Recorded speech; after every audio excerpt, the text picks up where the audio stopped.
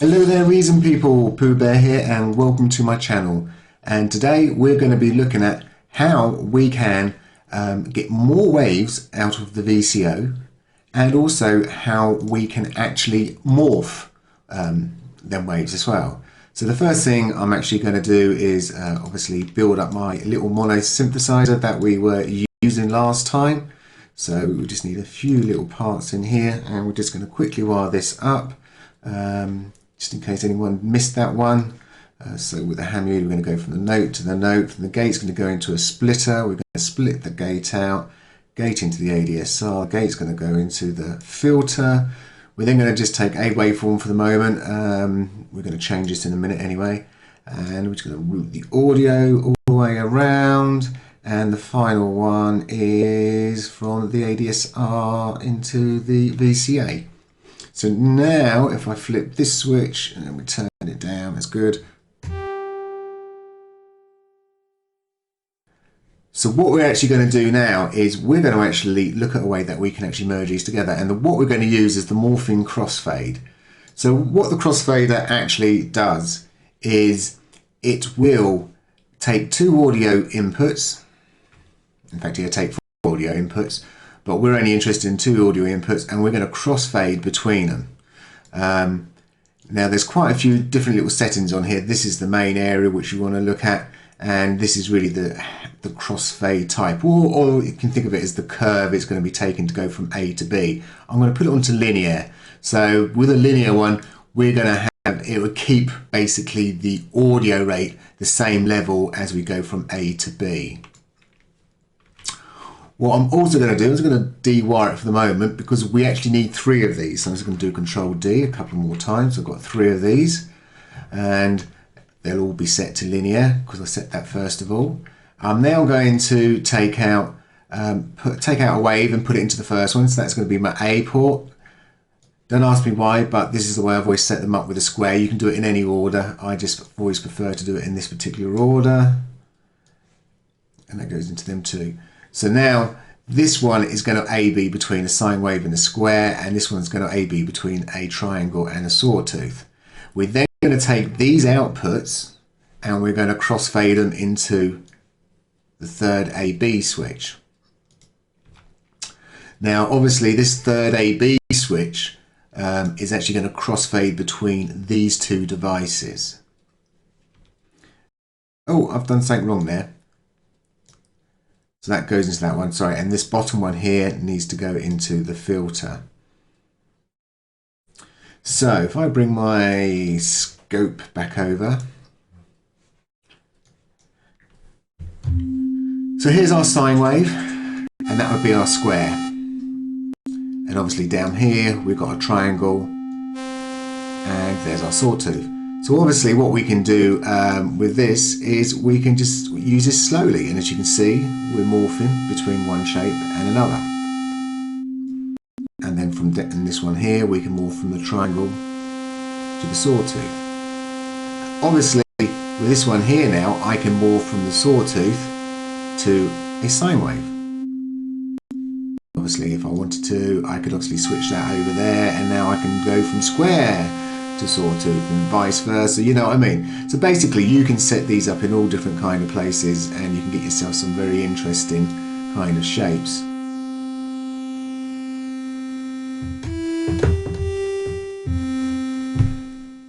And that is basically it.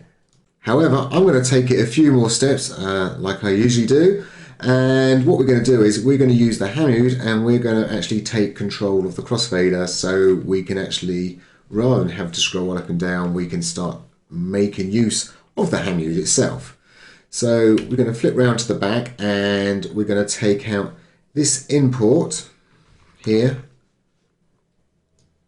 and we're going to just pump that into the first fader of the Hamu, and then we're going to take the second fader and we're going to pump that into the second crossfader.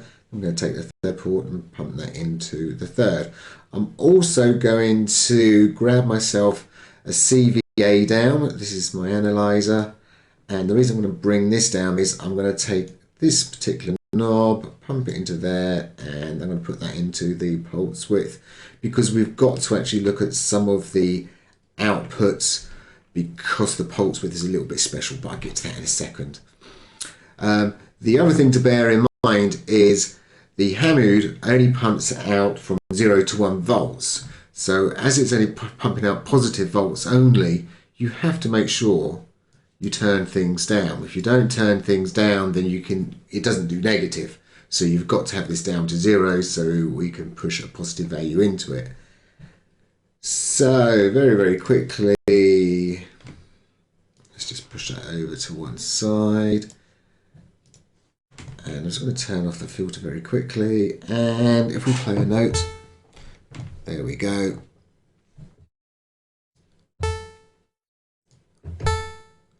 Here's our square. Let's bring our square down 50%.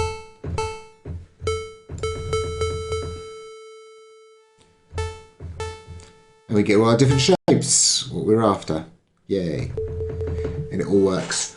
Now, the square at the moment is not quite right because this particular knob, if you notice, it's fully up, and yet we're not.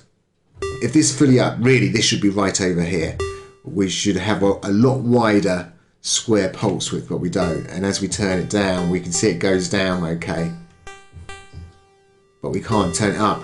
That's because the pulse width in the VCO itself actually needs 2 full volts to do the full range. This needs 2 volts to go from the bottom to the top.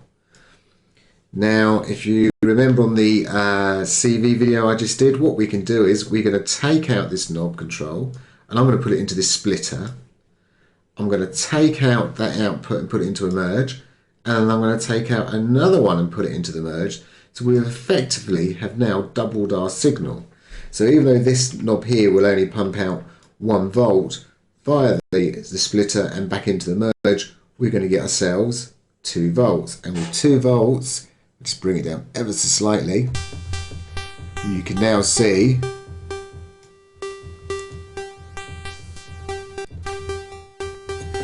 we've now got the full range. And let's take it even further. So from here, I'm now going to control, let's have that on the frequency, there we go, and decay, we're going to that third one.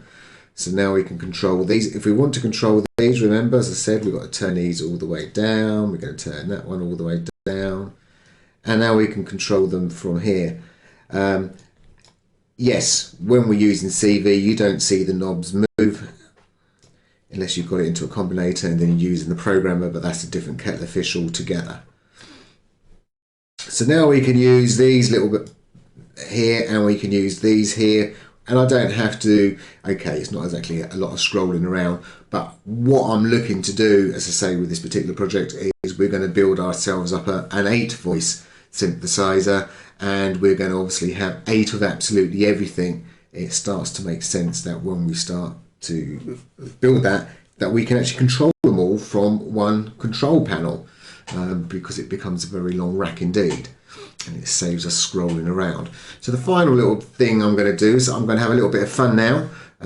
So that's really the end of the sort of presentation, apart from me having a little bit of fun. Oh, what have I just picked up? Picked up a player. I'd use that. I wasn't going for that. I was actually meant to be going for an effect. Let's put an effect in the top. And what have we got? We've got ourselves a poly step. Let's reset that. And let's just bung ourselves some notes in. And they're not going in. There they are. Let's got something up there. And let's have something next. Bring it down a note. Bring down another note, as you do. And finally, let's go there. Okay, let's get myself a filter turned on, and yeah, should we just see what we got, and we just play out, having to play around with cross-fading some stuff, and yeah, let's see what we got going.